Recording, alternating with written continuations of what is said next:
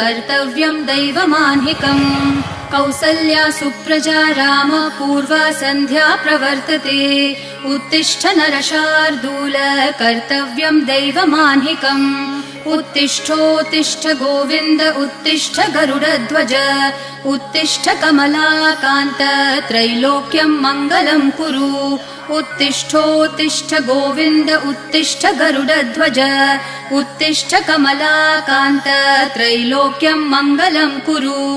मातः समस्त जगतां मधुकैटभारेः